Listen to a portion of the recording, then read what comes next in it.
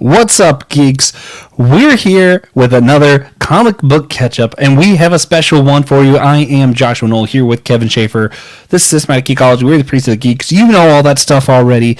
We are excited to jump into this as we are talking about some of the comics we've been reading. You know, once a month we get together, we do this comic book catch-up. It's not always me and Kevin. Sometimes it's some of the other hosts. We just like to talk about what comics we've really been digging into and some of the themes in those.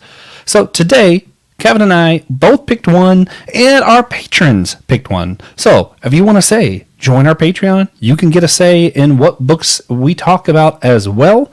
So today, I picked Aint No Grave by Skottie Young, issues 3 and 4 of what I'm going to be talking about, as well as The Hunger and the Dusk, book 2, the first issue in book 2, which I think legacy numbers like 6 or 7 or something. I don't really remember, but we're back at The Hunger and the Dusk with G Willow Wilson, finally back after a long summer for me because I'm loving this series. And then Kevin picked Batgirls, Volume 1. I think that's the graphic novel with Becky Cloonan as the author there, and Marvel Knight's Punisher by Garth Ennis. He'll correct me if I'm wrong, I think. You got it. All right. And then our patron pick. You know, we did a few that both of us have read. We threw them out there. We let them poll and decide what they wanted to talk about. And we're going to be talking about Star Wars Doctor Aphra by none other than Alyssa Wong, who has ties to the show. We've met her last year at North Carolina Comic Con. Them. I am bad with pronouns. They use the they, them pronouns. Alyssa is a super cool person, though. Really love getting to meet them and hanging out, and ever since I met them, I got really into their comics, including Doctor Aphra, so I'm excited our patrons picked a really good one here. Excellent pick. Yeah, it's going to be a fun time. Kevin, I'm ready to jump into this one if you're ready to jump into this. I am. Let's do it, Josh. And per usual, we'll start with a little bit of a lightning round. Kevin, you have any quick picks that aren't the ones that we did the main ones for this time? So I think you'll like mine, which we could do a whole episode on, but I'm geeking out on all the news from the D23 Expo last weekend, which, I mean, we can't cover all that in a lightning round, but I'd say the biggest one, Incredibles 3, obviously, but the one that has me really excited is with all the park editions, they're doing a Villain's Land that's going to be coming to Magic Kingdom. Yeah. And that, fantastic. The artwork alone was really promising because it looks like it's not going to be like a toned down kind of like overly kiddie. It looks like it's going to be a really cool actual like villains, horror, Halloween type atmosphere there. So I could not be more excited for that. Oh yeah. Man, as far as other comics I'm reading that aren't my main picks, there's a lot of stuff I'm geeking out on, mostly shows. It's been hard to find reading time. I just started school back, so it's like when you're forced to read a certain amount, it's hard to read extra. That being said, Justice Ducks, I finally getting through that series that was done. I can't remember the author's name, but it was, Darkwing Duck stuff. Obviously love that. And getting the Vengeance of Moon Knight Vengeance. Struggling on titles here today. But we're up to issue 8 on that. That is fantastic. And of course, I'm still following the current run of Doctor Strange. I didn't love some of the Blood Hunt stuff, but it looks like we're on the other side of that, back to some of the normal Doctor Strange normal stuff. So I'm just excited to see where the story goes from here. Very cool. Excellent picks. Yeah. Anything else before we wrap up this lightning round? Not too much. I reread Daredevil, The Man Without Fear pretty recently. One of my favorites. Nice. I got to meet Ramita Jr. at GalaxyCon, so it had been a minute since I'd read it, and yeah, kind of on a Daredevil kick right now, so just going to rewatch the show. But yeah. Good time to be on a Daredevil kick. I'm ready for next year. Oh, yes. It's going to be great. It's going to be great. All right, then. Let's jump over to... we'll do my first pick first. I'm talking about Aint No Grave, Skottie Young.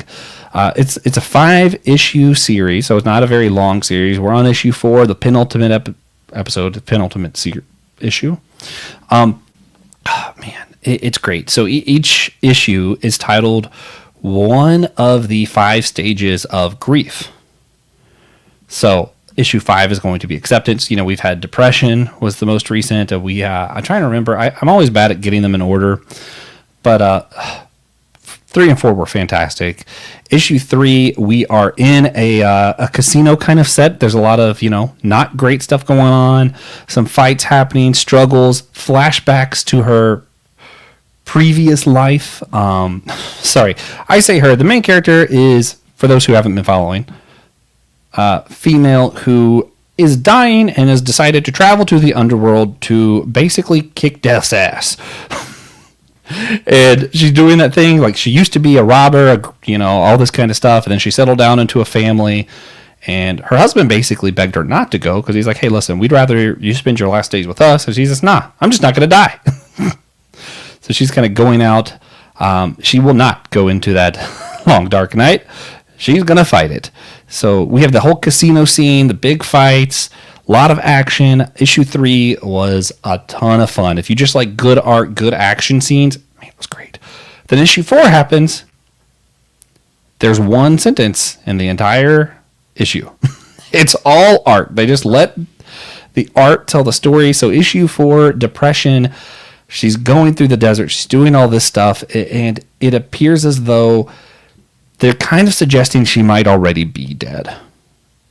So we're kind of dealing with that. You don't get a lot of clarity. So the art's suggesting stuff, but you don't really get anything until the end when she runs into a character we don't know who it is, who just welcomes her by name. I'm struggling to remember the name right now.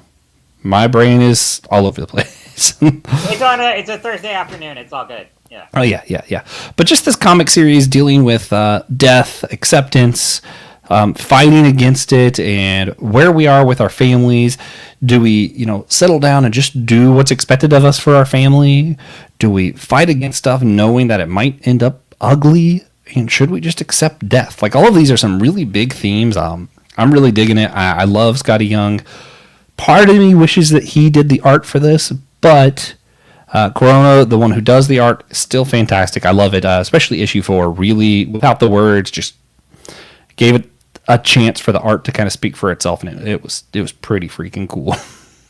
I was gonna say, so I read the first issue and loved it. Haven't got a chance to get to the others yet, and knowing though that it's a 5-issue series, I might just I have the first 2 issues, but I might wait for the trade and just read it all in one because it's a story I really want to consume all at once. But Jorge Corona is actually the artist on the Batgirls book I'll be talking about. Oh, today. Cool. So he gets a little star today, and I think it's honestly one of the best. Like, I guess not newer, but as far as like prime, doing a ton of books right now, I would say one of my favorite artists right now. I mean, I just love his style. I love in this instance of this kind of Western supernatural that, like you said, blends these really human themes, and he can do both kind of like exaggerated characters and also merge them with this really grounded aesthetic, if that makes sense. I just really love the visuals here. And I can't wait to read the rest of the series. Yeah. Oh, man, visuals are great. And I've mentioned this on episodes recently. Skottie Young just has a way of exploring ideas that maybe I already kind of had a concept of, but I hadn't thought of it the same way he has. And it just kind of really... Some of his comics have really opened my mind. I know that's kind of like, oh, we're talking about comic books. But yeah, no, like for real, some of his stuff, it gets deep. Like Midwest, when he's talking about like this entanglement of father and son and like what do we inherit? What do we try to challenge and change? Is our past our enemy? All that kind of stuff in that series, like really challenging me to understand, hey, it's not just me trying to do better than my dad or me trying to outlive the legacy of my family or to live up to the legacy. It's nothing like that. It's all of these things at once, right? And that's what that comic did for me. It really challenged me on that front. And I'm seeing this, and the thing is, I know Skottie Young, and I know I'm going to have to reread this series because I don't know where it's going to go. I know there's going to be some commentary on death, right? I know it has something to do with, is the supernatural more important or just as important or less important than our real lives with our family today? Should we just spend time with our families? And I don't expect him to give me the kind of answer that's like, hey, just be with your family and it's all great, or screw your family. Like he's not going to do either of those things. It's going to be a little bit more nuanced and it's going to be challenging more than likely. So I I am going to bet money that I'll have to reread this one and struggle with these themes myself. I don't know if Skottie Young's Christian or not. I've never heard that he was, but he deals a lot with these questions of parenthood and death and stuff. So for me as a Christian, it really opens the doors for a lot of fun conversations. I think he has very much an interest in different theologies, philosophies, and he always explores that through his stuff, along with like I feel like he came onto the scene with like I hate fairyland and stuff, had this like knack for humor and everything, but he's gone and really done a wide range since then. And I think like with this book, like it's also an interesting subversion because Westerns, kind of, especially starting like this where it's like, a former gunslinger and all that, it's usually like an old man who, they lost their family and they become all isolated and everything. This kind of like subverts that a little because she is wanting to, wrestling with that of like wanting to be with their family and call them back into, the outlaw life. And it plays with those motifs really well. Oh, yeah. It's just a fun read. I highly recommend everyone pick it up. Fifth one's coming out soon, so wait for the trade if you want, or if you're like me and you just can't stand it, collect all the issues. Skottie Young likes to go to Charlotte's HeroCon, so hopefully I can get him to sign them all next year if he comes back. I'm about to say, I'm not the most, one to look up to. I still collect issues and stuff, but you can see I'm a massive trade hoarder, so, which I know does not, necessarily help. But I try to, with books that I really want to continue and everything, I try to really support and get. A lot of times, it's hard. Ones that get the issues and trades. That's the thing. It's storage space. It's a lot of it. I already have so little room here. But and that's one that I don't want to take up our time with this today, but I honestly I struggle with it because it's like on the one hand, I live an hour from a comic book shop. It is not economic. It is not ecology, it's not good for the planet. It's not good for my wallet for me to drive back and forth to Charlotte once a week. And then also there is that level of I really care a lot about environmental stuff. So part of me is I want to not have a lot of hard copies of books, but also I kind of don't want to support Amazon. So that puts me in a bad spot. It's do I want to support local business or do I want to care about the environment? And it's hard to do both in this particular situation. So I don't know. We may have to do an episode on that. Be a fun one. What's more important, the environment or local business? Will's going to hear this and immediately text us both. That's what's going to happen. I am sure. Yeah. All right, let's jump to, hey, we're not in a lightning round anymore. Let me take this off screen. Sorry, guys. Let's jump to your first pick, Batgirls. What do you tell me about this one? Well, this is perfect because, like I said, this is illustrated by Jorge Corona, so he gets a little double shout out here. Wonderful art. But so Batgirls, Volume 1, written by Becky Cloonan and Michael W. Conrad, art by Jorge Corona, and then colors. Sorry, I'm turning my head over this way because I have it on my shelf right here. But colors by Sarah Stern. So a little context. Now, I don't know. I've read some of the Fear State and I think it's Infinite Frontier. Some of that, I'm really not caught up on a lot of DC events and kind of the timeline in the past years. I kind of pick up books that I find interesting and so, but I'm not as plugged into the overarching continuity right now. But I know that this volume came out late 2021, I want to say, or 2022 or something around. So it was during the whole Fear State era. And I don't know. The best way to describe that is kind of a futuristic, little bit of horror and sci-fi meshed in there. But if you ask me what actually happens, what the cause of it, I can't really tell you. And I honestly, I was at the comic shop and I saw this on the front table and it looked cool. And I love Cassandra Cain, Stephanie Brown, Barbara Gordon. I love all the Batgirls. So this looked like a really fun team up. And it certainly was. It's basically... so instead of there being one Batgirl, it's Cass and Stephanie are the two main ones, and then Barbara is Oracle, and they're kind of in hideout right now. They've been framed for several crimes, so they're on the run while they're different factions competing for control of Gotham, including the Saints, which is sort of these outlaw vigilantes that are targeting the Batgirls, and there's also this guy, the Seer, that's a master hacker manipulating them. And so there are different villains playing out, but it's ultimately a book about the core friendship of this trio, about them coming together as a team. And it's a great, just like kind of like, almost buddy cop sort of, but like I said, instead of there being one Batgirl and, this whole idea of like, oh, well, that's not my Batgirl, blah, blah. This is just a celebration of the legacy of all of them. Because I think for a lot of comic creators, some grew up with Barbara Gordon, some grew up with Cass, some grew up with Stephanie. And this really brings them all together and shows their camaraderie in a really fun way. And what I love about both the writing and the art here is that it's a good fusion of comedy and kind of that playfulness and, like I said, really fun, spirited tone merged with some horror elements and some really kind of, the gothic atmosphere. And it's honestly a really fun Halloween book. And Jorge Corona is, I think, the perfect artist for this because he balances the splashy, colorful atmosphere of all three Batgirls with the more gothic horror elements. And there's some fun text narration throughout there. And like one of my favorite bits is I think in maybe the 5th or 6th issue where where it's I think it's from Barbara's point of view. She's narrating, I believe, and she's saying that Gotham is basically being taken over by all the citizens have been manipulated by a toxic fear gas, and so it looks kind of like a zombie movie. And they're like, by the way, Cass has never seen Night of the Living Dead, but she will in a few weeks, and it's another downside of her upbringing. And I just love that little bit of like, because Cass does have this like traumatic background, but I like that she's able to have fun here, and she has a great dynamic with Stephanie and Barbara. So it's just a really fun book. I did it with the villains and stuff. I didn't really know anything about them.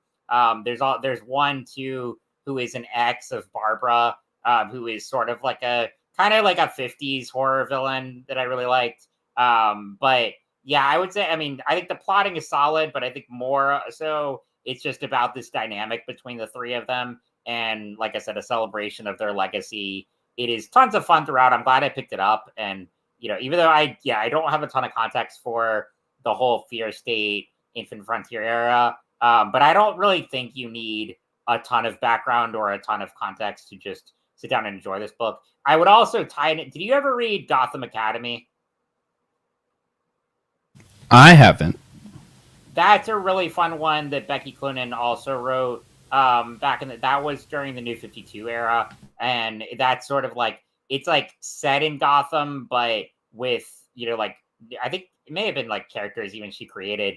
It's sort of like a Hogwarts, type setting. That one is a ton of fun. And so this I think is a nice companion book to that one that it captures that kind of like YA feel, strong female protagonist. It's just a ton of fun. So I really enjoyed this one. And again, the art is just so good. I think that's what makes it so. And I know you don't like as much of a lot of like talky, heavy books because like there is a lot of dialogue here. It's very witty and it's very fun, but there's also balanced with like big splashy pages that Jorge Corona does really well. So yeah, I just really enjoyed this one. It was a ton of fun. I do love a big splashy page.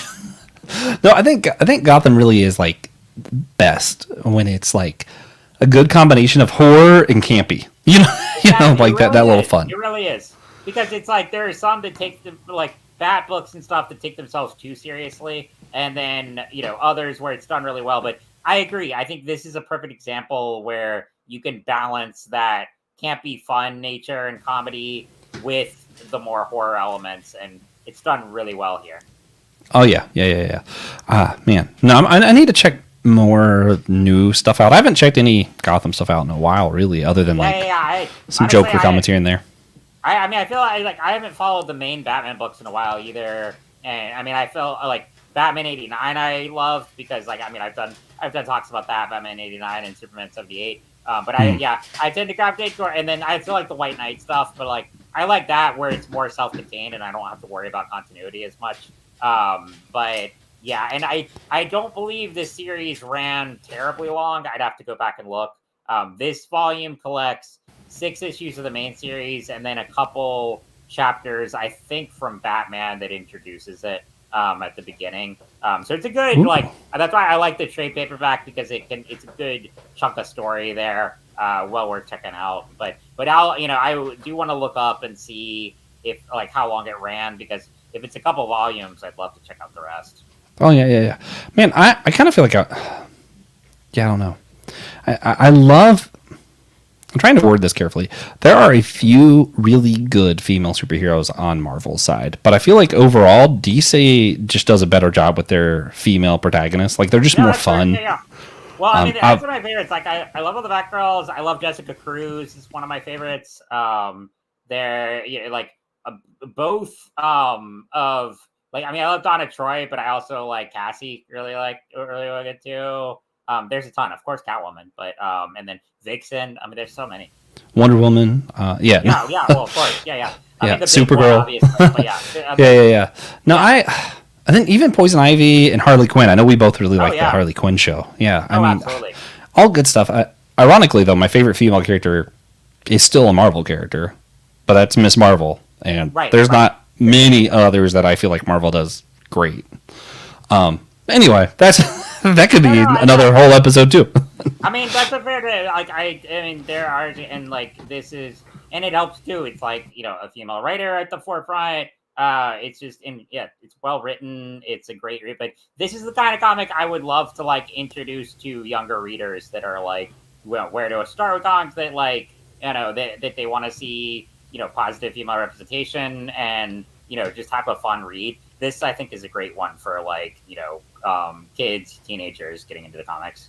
Sweet. I might have to pick that one up too. All right. If you're all right, then I'm going to go ahead and move on to my next. Let's do it. All right. The Hunger and the Dusk by G Willow Wilson, my all-time favorite author. I love her novels. I love her comics. She has somehow managed to write my favorite superhero comic, my favorite fantasy comic now. She also has my favorite sci-fi comic was from her. Everything she writes, for whatever reason, I just connect with. Just something about how she tells story just really relates to me. Even some of my favorite modern novels, if I'm not including the classics. Yeah. Bird King's fantastic. But book one, so we're on book 2 now. Book 1 ends, so we have our main team, the last men standing, team up with an ogre because humanity and ogres had to kind of form a truce to fight off the Vangul. A romantic relationship started between these two characters. Are the guy leading the last man standing. Sorry, I can't do names today. I don't know why, guys. I am sorry. My brain is fried. And the female ogre. After an argument that was more due to how they were handling battles. Anyway, the ogre, she was a healer. She had to leave the team. But the end of Volume 1, so you keep building up to, the Vangul, we're going to have this big climactic battle. And instead, the Vangul kidnap one of the last man standing to discover the Vangul are freaking out because something much bigger and much scarier is coming from across the ocean. And that's how book 1 kind of settles you on the ending there. They dropped that in the penultimate issue, and then in the last issue, you had this kind of drama stuff going on. And I'm still dying to figure out what is it that's coming from across the waters. But instead, issue 1 of book 2 starts off, and we're kind of seeing how this human team of ragtag bunch, they're not doing great without a healer, right? They're getting torn up, they're getting wounded, they're not able to really operate without a healer. Some of the leaders from their tribe ends up sending a healer to them. I'm trying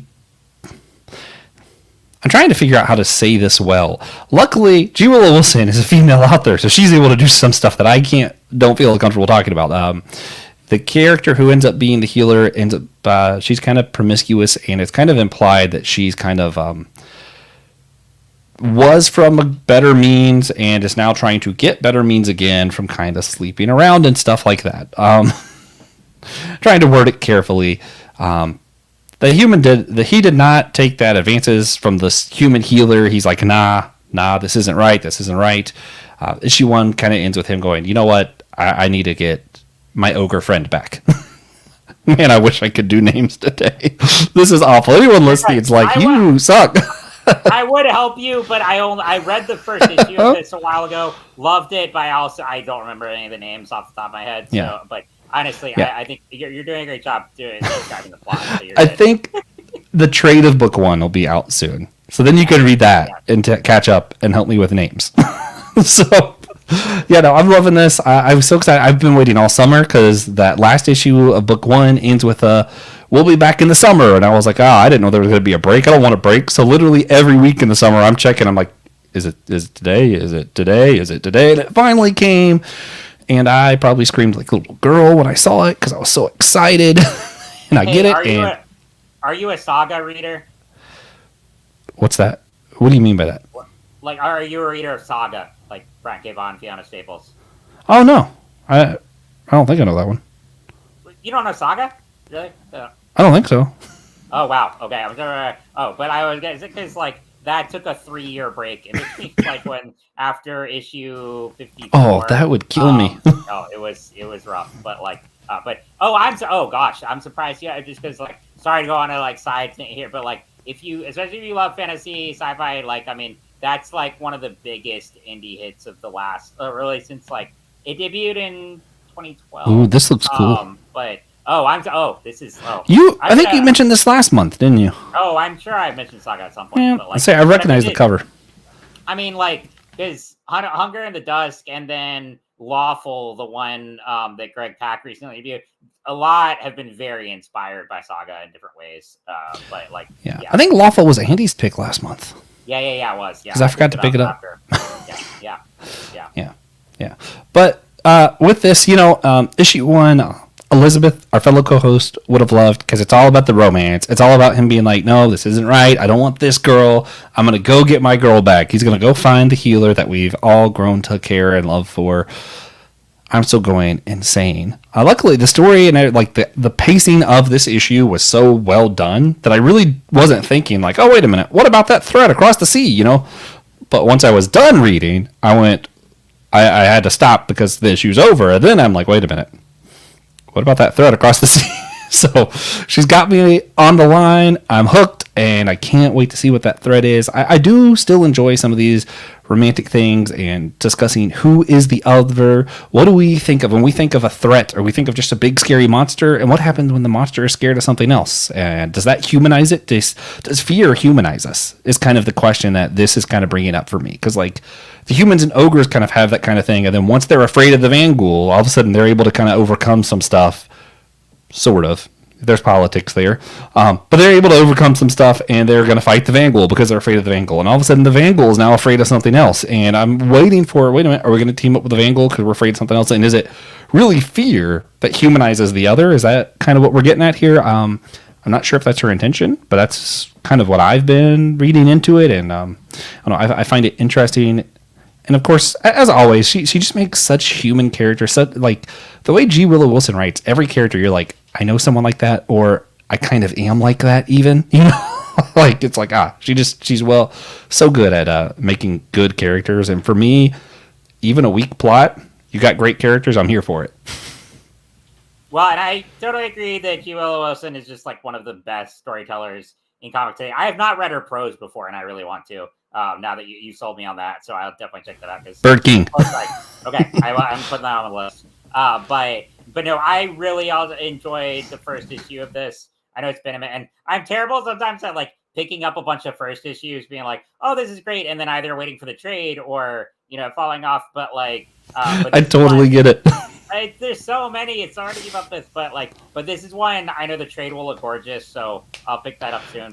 But this is exactly my kind of fantasy. I think I talked about the first issue on a Comicbook Ketchup last year with Christian. And yeah, it's a great book. Yeah. Oh man, yeah. And then this is like the most random nerdy thing of me, but the way that they're dropping the issues, the whole reason I can't do trade buys, because I thought about it, because like the way the issues go, I just kind of like want to keep reading. I don't like stopping, but the art on the individual issues, it's the material of the comic, like the cover, it's not that like plasticky, it's like matted. and it's this like white backdrop, and it's just so unique. And I'm like, I freaking love this. I can't wait to collect all of them and then hunt G Willow Wilson down and have her sign them all one day. Like, well, and it's like it's Saga. great. I have all the trades, but I've been collecting issues since like probably around issue 50 something. Like I think it was like around 54 when they came back after a long hiatus. But the issues have little like newsletters from Brian K. Vaughan at the end. That's great. That are just so good. Like the trades just have the story, and then if you get the omnibus, which I think if you're starting out on Saga, get the omnibus because they have like script excerpts and all this variant art and everything at the back. But yeah. Sorry, I'm trying to find something I have around here. Okay, yeah. It's really cool. It's man, I don't see it. Oh wait, I think I know where it's at. Aha! Sorry. Why you get trades? My wife got the trade of Twig from Skottie Young for me, and she got a copy that had this art. Because if you don't know, Skottie Young doesn't do the art in Twig. So I have a what's it called? I can't think of what it's called. The art piece. Is it called a commission? Commission. I don't know. Yeah. He drew the main character and signed it, and it's so freaking cool. And I'm like, yeah, you know what? It's worth getting a trade just so I have that. Oh, that's cool. Yeah, that's so cool. Oh, I know people. I want to get it framed. Oh yeah, I know people that have entire books of artist commissions that like they go and like collect them all, and yeah, it's great. Yeah, fantastic stuff. All right, let's go to the next pick here. Kevin, Marvel Knights, Punisher. I don't know if this image is truly part of it or not. I was kind of confused, but the image looked cool, I was like, I'm keeping it.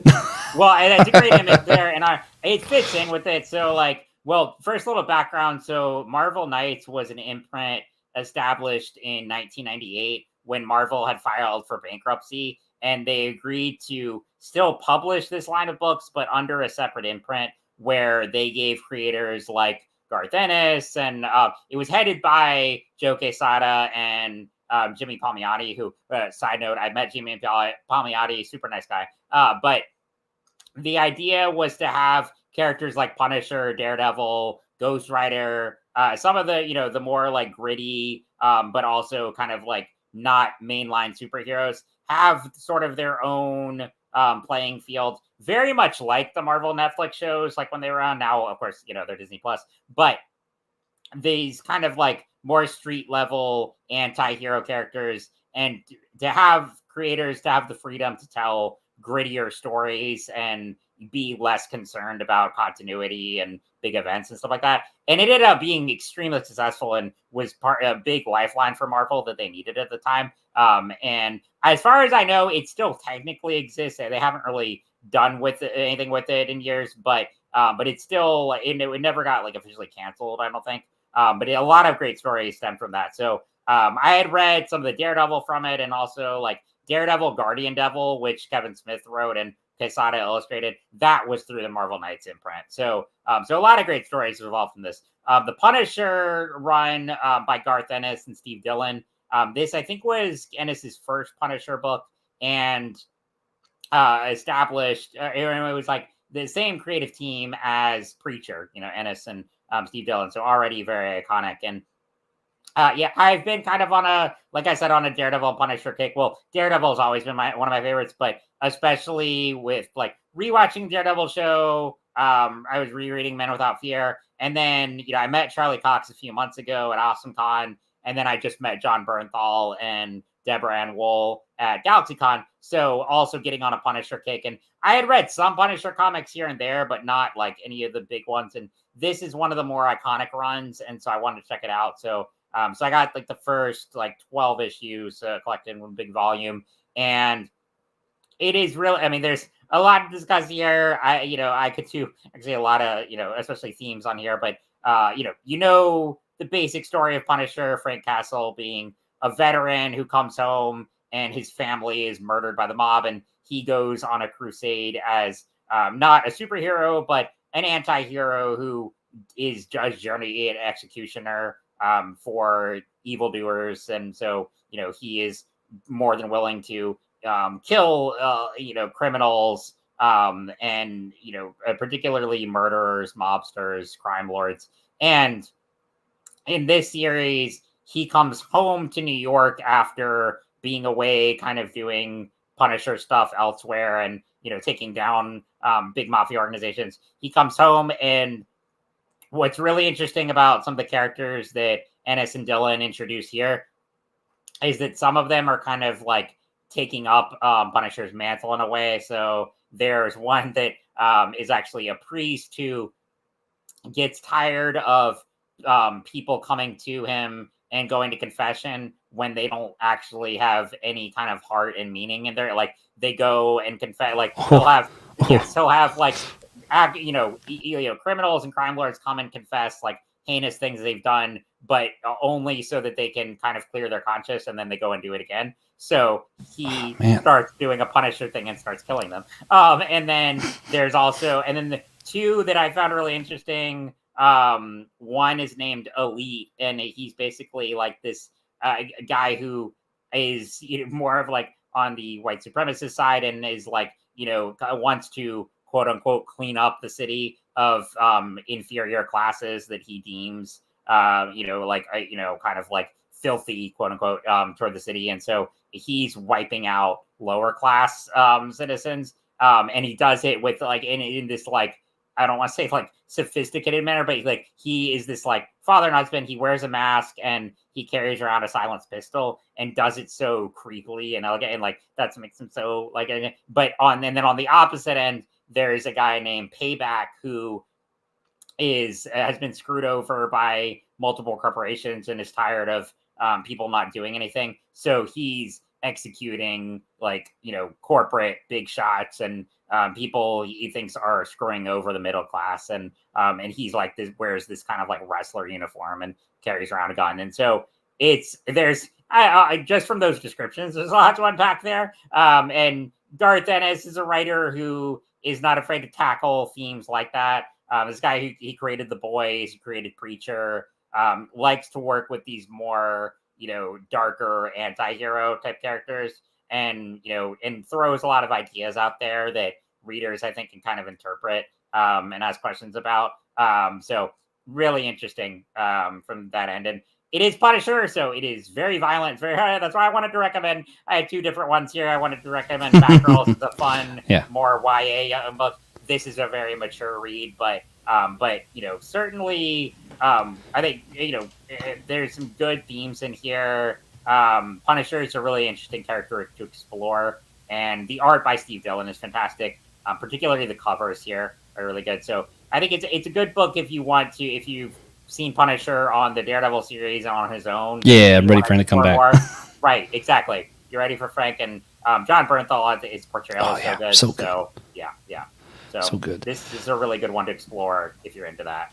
Oh yeah, and Punisher is one of the few. I think Punisher and Ghost Rider are the ones that it doesn't irritate me when they have someone else be Punisher or be Ghost Rider.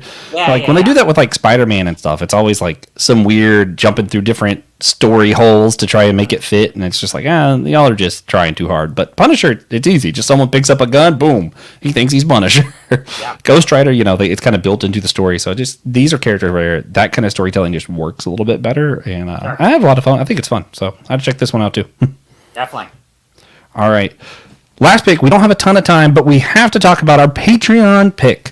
So we had a tie, and we went with Star Wars Doctor Aphra because the only reason it was a tie was some of the other hosts who are patrons voted for the other pick.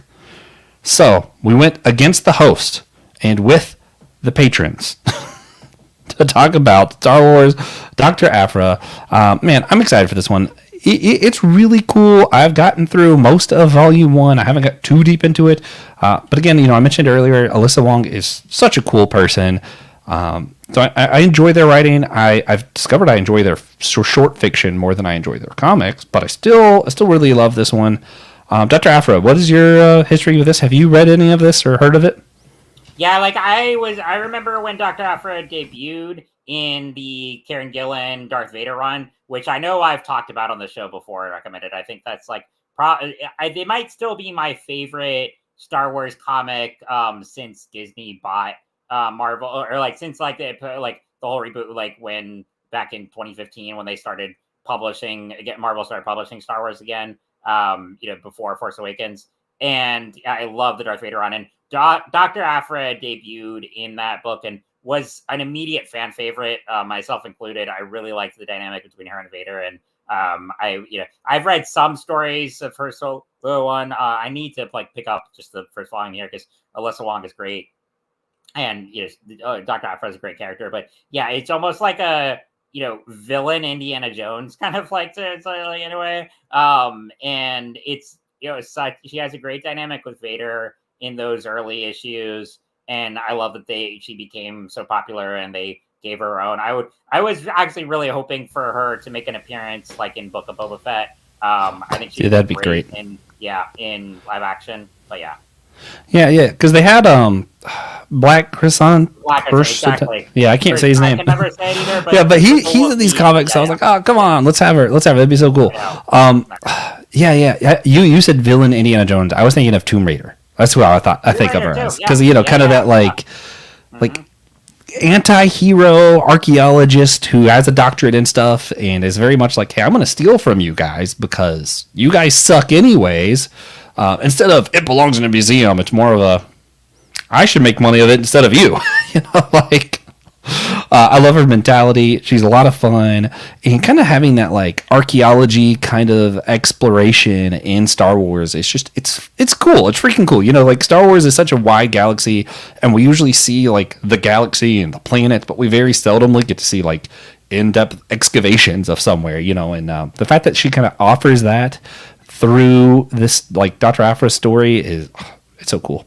And Alyssa Wong's just a cool writer, so kind of seeing anti-heroes, all these characters play together, people who don't trust one another having to learn to trust one another because they live in a world where there's enemies who might screw you over, then there's enemies who might kill you, and you'd rather team up with the ones who might screw you over than the ones that are going to kill you. So I don't know, it's a lot of fun just kind of seeing this dynamic in the Star Wars universe. And the nice thing is, because the character is not that old, if you want to catch up, it's really not that hard. I would recommend starting with the Vader run, which is only 25 issues, but it's excellent, and then going straight to her solo book, and you've got a lot of great stories right there.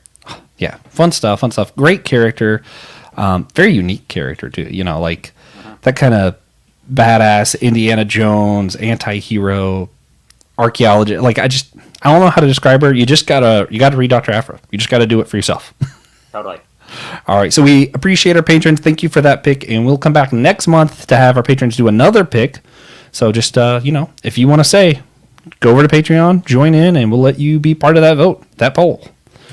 And for now, though, we're gonna go ahead and wrap this one up. Gotta do Godzilla when Kevin's here. So. It's just so good. Yeah. So, Kevin, if you had to pick one of all of the comics we discussed today as your top pick, what would be your top pick this month?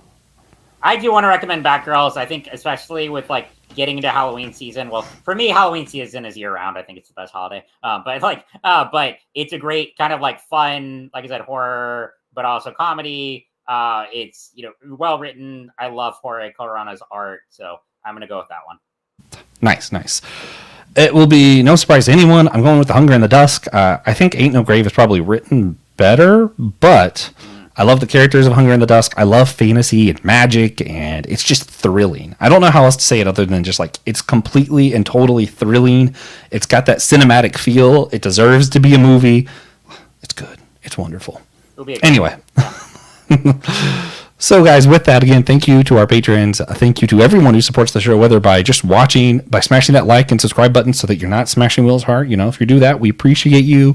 We appreciate all of our listeners. If anyone who's able to do a one-time donation on Captivate, you rock too. We appreciate everyone. Any support we get, we appreciate. And we want you to know that you're prayed for, you're loved.